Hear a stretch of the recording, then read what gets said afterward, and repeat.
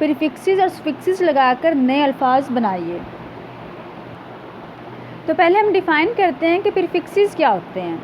अ word, letter और number placed before another word to form a new word that is incidence, coincidence, belief, disbelieve. तो what is definition? What does the definition shows? ये definition ये ज़ाहिर करती है कि ऐसा हुर्फ, ऐसा लफ्ज़ या कोई ऐसा अदद जो किसी भी दूसरे लफ्ज़ के साथ दूसरे लफ्ज़ के शुरू में लगाकर एक नया लफ्ज़ बनाया जाता है, उसको प्रीफिक्सेस बोलते हैं। मीन्स के साबका। क्या बोलते हैं? साबका। एक ऐसा लफ्ज़, हुर्फ या अदद जो किसी भी लफ्ज़ के आगाज़ में या शुरू में लगाकर एक नया लफ्ज़ बनाया जाता है, उसको प्रीफिक्स या साबका बोलते हैं। जैसे कि इंसिडेंस, वर्ड है इंसिडेंस। इंसिडेंस हादसा, कोइंसिडेंस इत्तेफाक। यहाँ पर हमारे पास प्रीफिक्स क्या है? को। क्लियर? नेक्स्ट देखें बिलीफ, डिसबिलीफ। यहाँ पर डिस हमने प्रीफिक्स यूज़ की है। डिस क्या यूज़ किया है? प्रीफिक्स। क्लियर?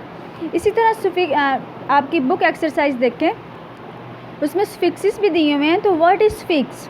अ वर्ड, लेटर और number added at the end of another word to modify the word और मीनिंग। एक ऐसा लफ्ज़, हुर्फ या अदद जो किसी भी लफ्ज़ के आखिर में लगाकर उसको मॉडिफाई किया जाता है, उसके मायनों को बढ़ाया जाता है, उसको क्या बोलते हैं? सफिक्स। और उर्दू में क्या बोलते हैं?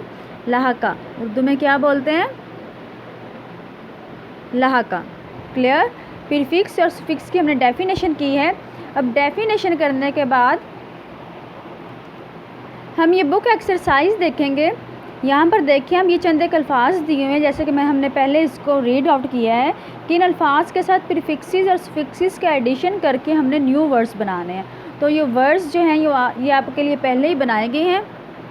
ये देखें, इसमें आपकी बुक के ये जो एक्सरसाइज है, एक्टिविटी, उसमें सारे आपके प्रीफिक्सेस ही हैं। ये वर्ड्स देखिए, बिलीफ, बिलीफ के साथ हमने डिस का एडिशन किया तो इसको डिसबिलीफ बनाया है। इस तरह parallel, unparalleled, justice, injustice, flinching, unflinching, knowledge, acknowledge and construction, reconstruction. Clear? ये जितने भी प्रीफिक्सेस यूज़ हुए उनको मैंने अंडरलाइन किया। और जस्ट एक ही सुफिक्स है इस एक्सरसाइज में, और वो है वन। कौन सा है? One, oneness. क्लियर? तो ये तो थे आपकी प्रीफिक्सेस एंड सुफिक्सेस। अब इसकी नेक्स्ट एक्टिविटी देखते हैं।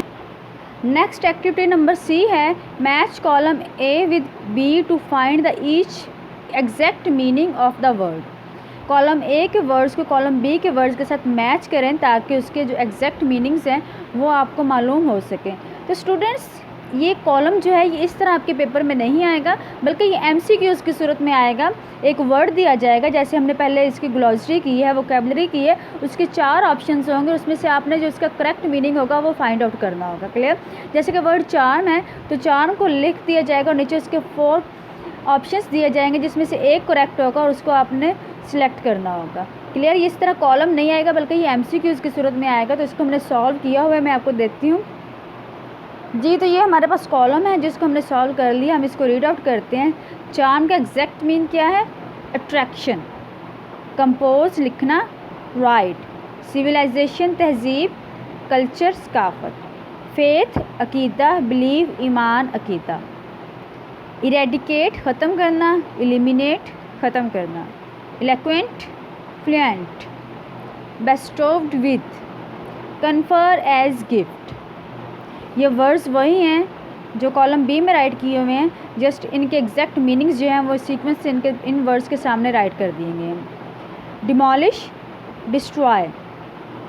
प्रोजलिटाइजिंग, प्रीचिंग।